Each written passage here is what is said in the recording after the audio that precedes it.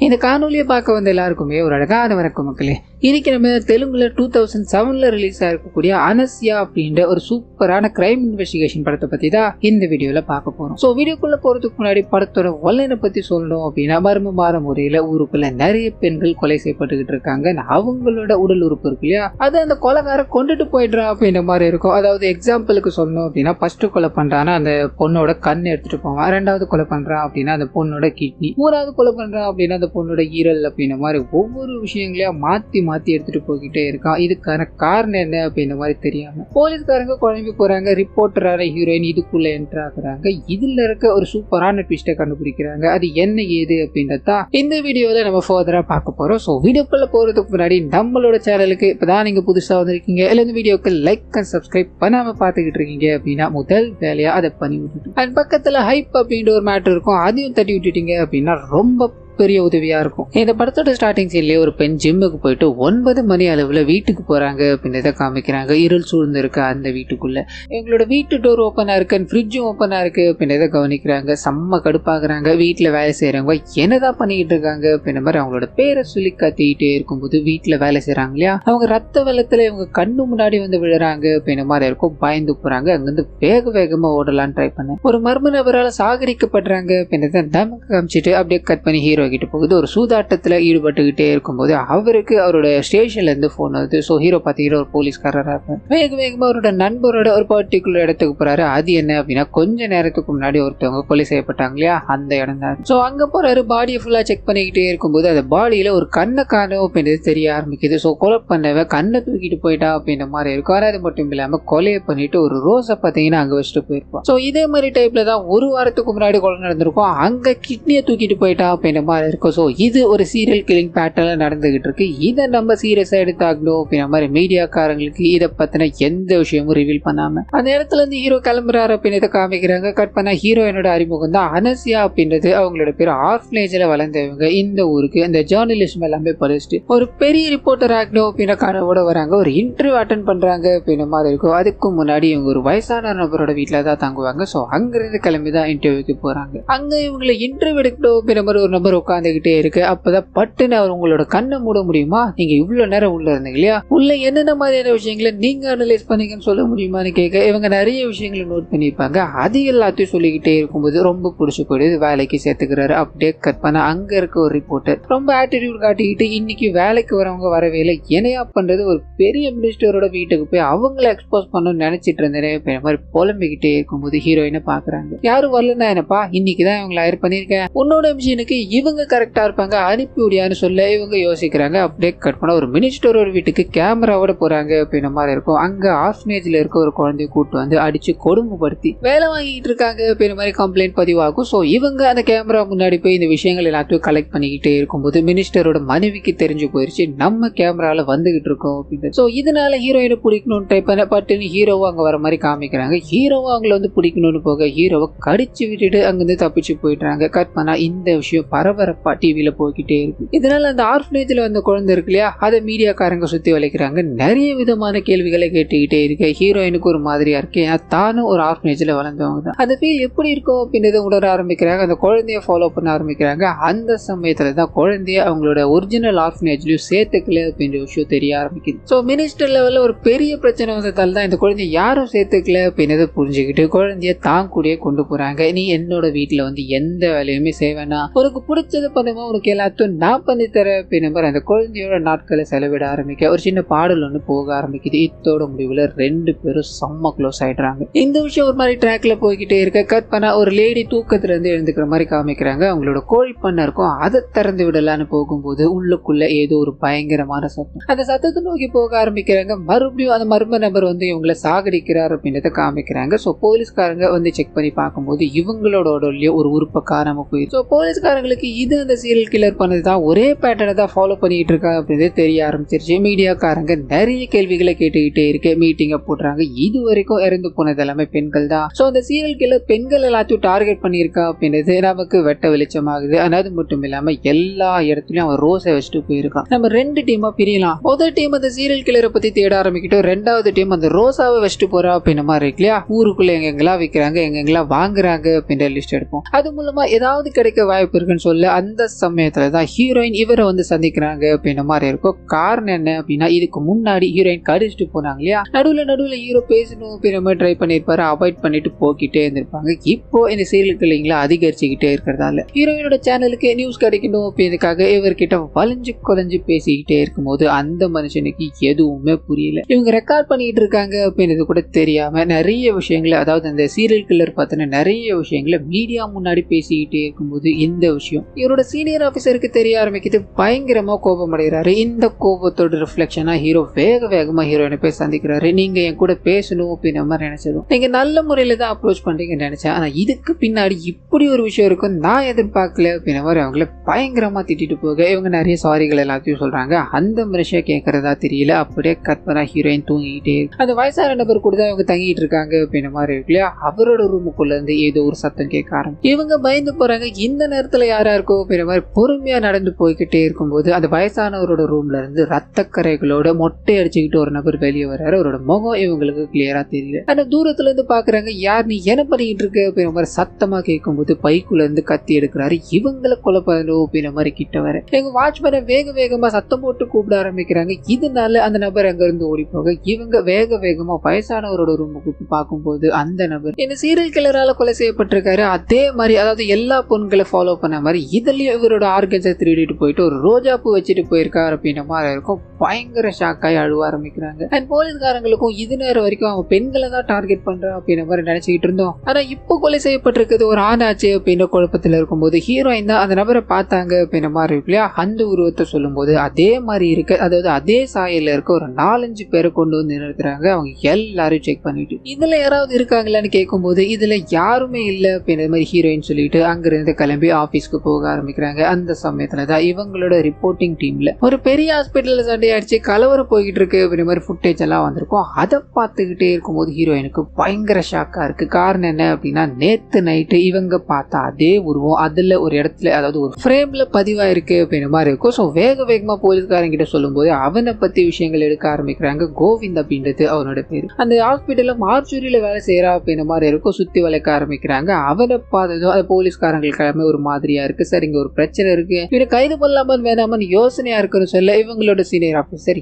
எதுவா இருந்தாலும் அவனை கைது பண்ணி கொண்டு வா, அப்புறம் பாத்துக்கலாம்னு சொல்ல இங்க கொண்டு வராங்க. அப்பதான் அங்க இருக்க எல்லாருக்கும் ஒரு மாதிரி ஷாக்கா இருக்கு. காரணம் என்ன அப்படின்னா, இவன் தான் கொலைகாரன் அப்படின்ற மாதிரி ஹீரோயின் பாயிண்ட் அவுட் பண்ணி சொல்லியிருப்பாங்க இல்லையா. ஆனா அந்த மனுஷன் ஒரு ஹேண்டிகேப்டு, சரியா நடக்க கூட முடியாது. இப்படி இருக்கும்போது எப்படி அவன் இத்தனை கொலைகளை பண்ணிருக்க முடியும்? கொஞ்சமாவது சென்ஸோட தான் இந்த விஷயங்களை பண்ணீங்களா அப்படின்ற மாதிரி ஹீரோயினை திட்டிட்டு இதுக்கு பின்னாடி கண்டிப்பா அவன் இருக்க மாட்டான், டைம் வேஸ்ட். மீடியாக்காரங்க இந்த விஷயத்தை எக்ஸ்போஸ் பண்றதுக்குள்ள அவனை ரிலீஸ் பண்ணுங்கன்னு அனுப்பிச்சு விட அந்த நபர் நொண்டி போய்கிட்டே இருக்கும்போது செம்ம கடுப்பாகிறாங்க ஹீரோயின். இவன் தான் இதுக்கு பின்னாடி இருக்கான். ஆனா இவங்க எல்லாரும் முன்னாடி நடிக்கிறான் அப்படின்ற கோவத்துல எட்டி உதச்சு அடிக்க ஆரம்பிக்கிறாங்க. மீடியாக்காரங்க இதை பரபரப்பா பேச ஆரம்பிக்கிறாங்க. அந்த நபர் அங்க இருந்து அனுப்பி வைக்க ஹீரோயினால இது ஏத்துக்கவே முடியல. மத்தவங்க எல்லாருமே நம்பல, ஆனா நான் நம்ப மாட்டேன் அப்படின்ற மாதிரி அவனை ரகசியமா ஃபாலோ பண்ண ஆரம்பிக்க அப்பதான் அவனோட சுயரூபம் என்ன அப்படின்றது தெரிய ஆரம்பிக்குது. ஹாஸ்பிட்டல்ல இருந்து அங்க தெருக்கள் வரைக்கும் எல்லா இடத்துலயும் நொண்டி ஆக்டிங்க போட்டுக்கிட்டே இருந்தாங்க. அவரோட வீடு வந்ததும் கரெக்டா நடக்க ஆரம்பிக்கிறான். அவனோட கால்கள்ல ஒரு மாதிரி விஷயங்களை போட்டிருப்போம். அது எல்லாத்தையும் அவுத்து வச்சுட்டு நிறைய விஷயங்களை, அதாவது வீட்டுக்குள்ள நிறைய விஷயங்கள் இருக்கு, அது எல்லாத்தையும் ஒண்ணு பார்த்துக்கிட்டு இருக்கா அப்படின்றத காமிக்கிறாங்க. ஹீரோயின் பின் தொடர்ந்து போறாங்க.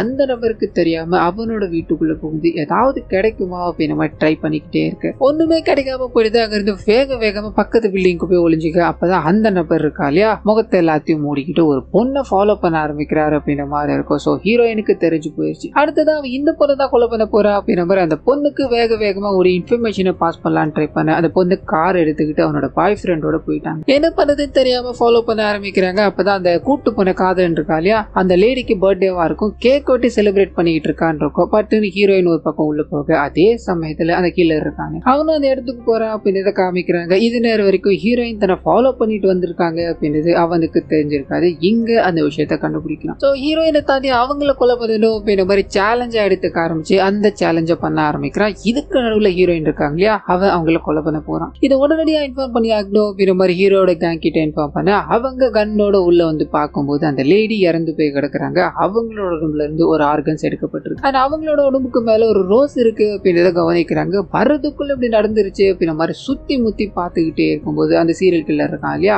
பட்டுன்னு அந்த கூட்டத்துல இருக்க ஒரு லேடியை பிடிக்கிறான். கன் பாயிண்ட்ல மிரட்ட ஆரம்பிக்கிறான். காரணம் என்ன அப்படின்னா, அவங்க இருந்து தப்பிச்சு போயிடறாங்க இல்லையா, வெளியே போனா கண்டிப்பா மாட்டிப்பான். இருப்பான். இதை தவிர வர வழி இல்லை அப்படின்றத புரிஞ்சுக்கிட்டு அந்த பெண்ணை வச்சுக்கிட்டு அங்கிருந்து வெளியே போகணும்னு ட்ரை பண்ணு. இதுல ஹீரோவோட நண்பர் கொண்டு அந்த லேடியை பிடிச்சி வச்சிருந்தாலியா, அவங்களும் சுடப்பட்டு இறந்து போறாங்க அப்படின்ற மாதிரி இருக்கும். ஸோ 2 பேரையும் சுட்டு தள்ளிட்டு சீரியல் கில்லர் அங்கிருந்து ஓடி போயிட்டா. கட் பண்ணா இந்த விஷயங்களால ஹீரோயின் பயங்கர அப்செட் ஆயிடுறாங்க. அவங்களோட உயிருக்கு ஆபத்து இருக்கு அப்படின்றத உணர்ந்துகிட்டு ஹீரோ இருக்கா இல்லையா, தன்னோட வீட்டுக்குள்ள போய் தங்கிக்கோங்க அப்படின்ற மாதிரி ஹீரோயினையும் அந்த குழந்தைய அனுப்பி வைக்கும் போது அப்பதான் அங்க இருக்கிற லேண்ட்லைன் மூலமா அந்த சீரியல் கில்லர் இவங்க கூட பேச ஆரம்பிச்சு. அவன் நிறைய வாட்டி போனை பேசிட்டு கட் பண்ணிக்கிட்டே இருக்கும்போது அது சீரியல் கில்லர் தான் அப்படின்றது புரிஞ்சு போயிடுச்சு. தன்னை த்ரெட்னிங் பண்ணதான் போன் பண்ணிட்டு இருக்கா அப்படின்றது தெரிஞ்சுக்கிட்டாங்க. இதனால ஹீரோக்கு போன் அடிச்சு அவன் போன் பண்ணிட்டு இருக்க நம்பரை நீங்க டேப் பண்ணி சொல்ல முடியுமான்னு கேட்க, அடுத்த வாட்டி அவன் போன் பண்ண அப்படின்னா ஒரு 30 செகண்ட் அவன் கூட பேசு, மிச்சம் எல்லாத்தையும் நாங்க பாத்துக்கிறோம்னு சொல்ல அதே மாதிரி போன் வர ஆரம்பிக்குது. நீ பயந்து எதுக்காகடா போன்ல நின்று பேசிட்டு இருக்க, சரியான ஆம்பளையா இருந்தா நேர்ல வாடா பாக்கலான்னு சொல்ல அந்த சமயம் பார்த்து போன் கட் ஆக ஆரம்பிக்குது. ஹீரோ கிட்ட இருந்து போன் வருது. அவன் உன்னோட போனை தான் யூஸ் பண்ணிட்டு இருக்கான், அவனோட மொபைல் போனை நீ எங்க வச்சேன்னு கேட்க அவங்க யோசிச்சு பாக்குறாங்க. இதே வீட்டுல தான் ஒரு இடத்துல வச்சிருப்பாங்க. சோ சீரியல் கில்லர் இங்க தான் இருக்கா அப்படின்றத புரிஞ்சுக்கிட்டு கண் எடுத்துக்கிட்டு பட்டுன்னு திரும்பும் போது அந்த சீரியல் கில்லர் இவங்களை பார்த்து சாகரிக்கணும் அப்படின்ற மாதிரி வந்துகிட்டே இருக்க பட்டுன்னு சுட ஆரம்பிக்கிறாங்க. ஒரு 3 புல்லட் கிட்ட அவனோட உடம்புல பட்டுச்சு. சோ ஹீரோயினுக்கு கன் எங்க இருந்து கிடைச்சிருக்கும் அப்படின்னா அந்த போலீஸோட வீட்டுல தான் இருக்காங்க இல்லையா,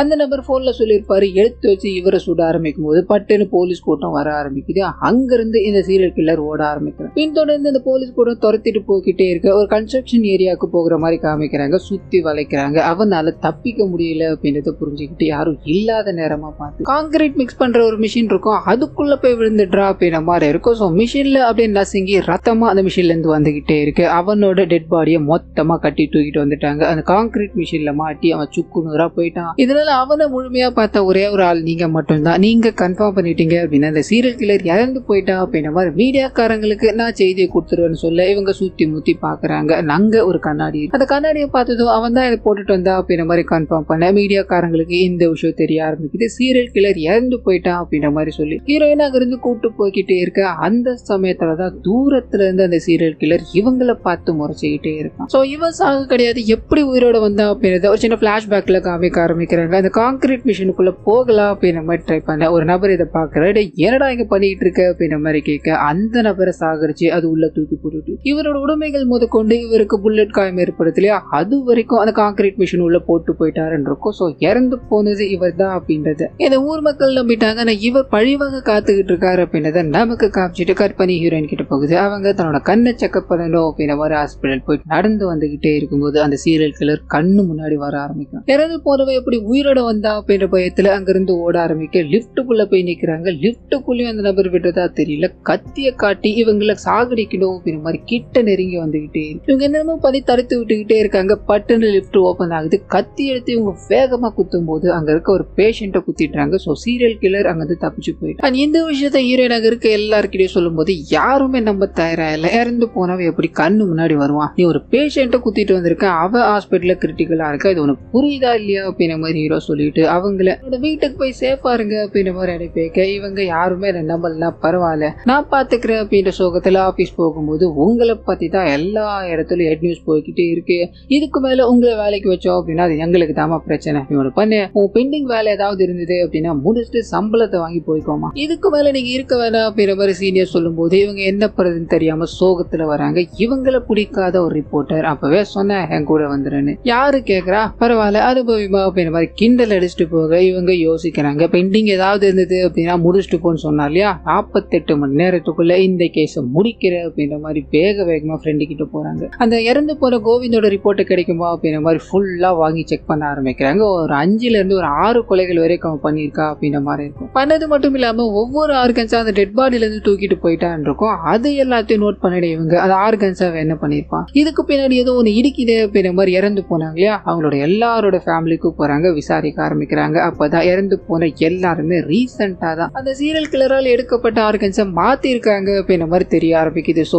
இப்போ ஒருத்தவங்களுக்கு கண்ணு பிடிங்கிருக்காங்க அப்படின்னா கொஞ்ச நாளைக்கு முன்னாடி தான் அவங்களுக்கு இந்த ஆர்கன் டோனர் மூலமா கண்ணு கிடைச்சது அப்படின்ற மாதிரி இருக்கும். இந்த விஷயம் ஸ்ட்ரேஞ்சா இருக்கே அப்படின்ற மாதிரி யோசிக்க இன்னும் சில விஷயங்கள் இவங்களுக்கு கிடைக்க ஆரம்பிக்குது. முதல் விஷயம் என்ன அப்படின்னா எல்லாருமே ஒரே ஹாஸ்பிட்டல்ல தான் பண்ணிருப்பாங்க, அதே ஹாஸ்பிட்டல்ல தான் அந்த சைக்கமும் வேலை செஞ்சா அப்படின்ற மாதிரி இருக்கும். ரெண்டாவது விஷயம் அந்த ஹாஸ்பிட்டல்ல இருக்கிறவங்களே ஏன் இந்த வேலையை பார்த்துக்க கூடாது, டோனர் கிடைச்சிட்டா அப்படின்ற மாதிரி பணத்தை கொடுத்து அறுவை சிகிச்சை பண்ண வைக்கிறாங்க. கொடுத்த ஒரு வாரத்துல இல்ல ஒரு மாச காலகட்டத்துல அவங்கள போட்டு தள்ளிட்டு திருப்பி அந்த உறுப்பை எல்லாத்தையும் எடுத்துக்கிறாங்க. இது மூலமா தான் அவங்க ஸ்கேம் பண்ணி லாபத்தை பார்த்து பார்த்துக்கிட்டு இருக்காங்க அப்படின்ற மாதிரி இறந்து போய் அந்த 5 குடும்பத்துல ஒருத்தர் பேசிக்கிட்டே இருக்கும்போது ஹீரோயின் இதை அப்படியே நோட் பண்ணி வச்சுக்கிட்டு அந்த ரிப்போர்ட்ஸ் எல்லாத்தையும் பார்க்க ஆரம்பிக்கிறாங்க. அப்பதான் டோனர் அப்படின்ற மாதிரி இருக்கு இல்லையா, 5 பேருக்கும் ஒரே ஒரு டோனர் தான், அதுவும் பூஜா அப்படின்ற லேடி தான் தெரிய ஆரம்பிக்குது. ரொம்ப ஸ்ட்ரேஞ்சா இருக்கு, என்னமோ இடிக்குது அப்படின்ற மாதிரி அந்த பூஜாவை தேடி அலைய ஆரம்பிக்கும். பூஜாவோட வீட்டுக்கு போறாங்க, அவங்க இல்ல அப்படின்ற மாதிரி இருக்கும். பக்கத்துல இருக்கிறதுல விசாரிக்கும் போது யாருமே வாயை திறக்கிறதா தெரியல. அப்பதான் பூஜாவோட பெஸ்ட் ஃப்ரெண்ட் அப்படின்ற மாதிரி ஒருத்தவங்க ஹீரோயினை சந்திக்கிறாங்க. அவங்கள பத்தின ஒரு சில விஷயங்களை சொல்ல ஆரம்பிக்கிறாங்க. ஸோ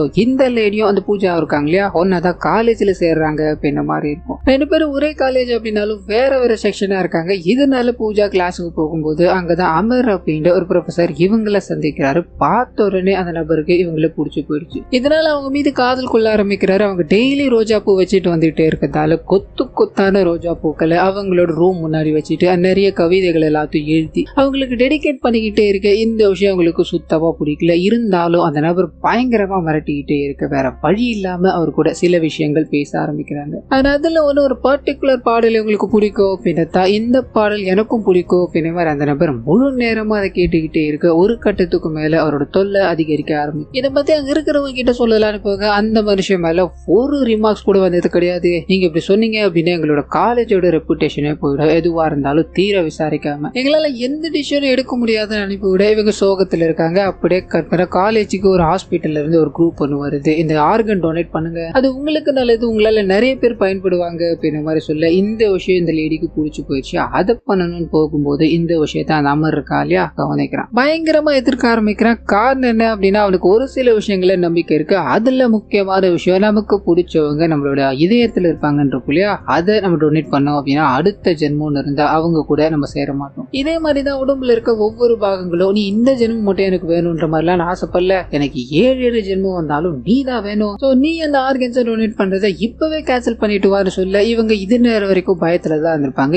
இந்த விஷயத்துல இவருக்கு உடன்பட்டு போற மாதிரி தெரியல. நான் அதை பண்ண முடியாதுன்னு சொல்லும் போது இவர் அடிக்க ஆரம்பிக்கிறாரு. இந்த விஷயத்த அங்க இருக்க காலேஜ் பசங்க பார்க்க ஆரம்பிக்கிறாங்க. பயங்கர கோபமாயிடுறாங்க. இவரை போட்டு தாக்க ஆரம்பிக்கிறாங்க. முகத்துல மை எல்லாத்தையும் பூசி இவரை கேவலப்படுத்தி விடும்போது இந்த சைட் பூஜா இருக்காங்க இல்லையா, அவங்க இந்த மாதிரி சம்பவத்தால மைண்ட் அப்செட்டா இருக்காங்க. இதனால வீட்டுல இருக்கலாம் அப்படின்ற மாதிரி அங்க போக அங்கேயும் அந்த நபர் விடுற மாதிரி தெரியல. நீ என்ன அசிங்கப்படுத்திட்டு வரலாம், ஆனா நான் வந்து விட மாட்டேன் அப்படின்ற மாதிரி அவங்கள பின்தொடர்ந்து வந்து இவங்களோட அப்பா அம்மா எல்லாரையும் அடிச்சு போட்டுட்டு நம்ம 2 பேரையும் வாழ விடாம பண்ணதுக்கு இங்க நிறைய பேர் இருக்காங்க இல்லையா, இதனால ஒண்ணு பண்ணலாம், நம்ம 2 பேரும் செத்து போயிடலாமா அப்படின்ற மாதிரி அவங்களோட கையை அறுத்துக்கிட்டு இவரோட கையும் அறுக்கலான்னு போக ஊர் மக்கள் ஓடி வராங்க. இவர் அடிக்க ஆரம்பிக்கிறாங்க. அது இந்த மனுஷனும் பயத்துல அங்கிருந்து ஓடி போயிட கற்பனை ஃபேமிலி மெம்பர்ஸ் தன்னோட குழந்தைக்கு எதுவும் ஆகக்கூடாது அப்படின்ற வேக வேகமா ஹாஸ்பிட்டல் கொண்டு போறாங்க. ஃபுல்லா செக் பண்ணி பார்த்துட்டு அவங்க ஆல்மோஸ்ட் இறந்து போயிட்டாங்க.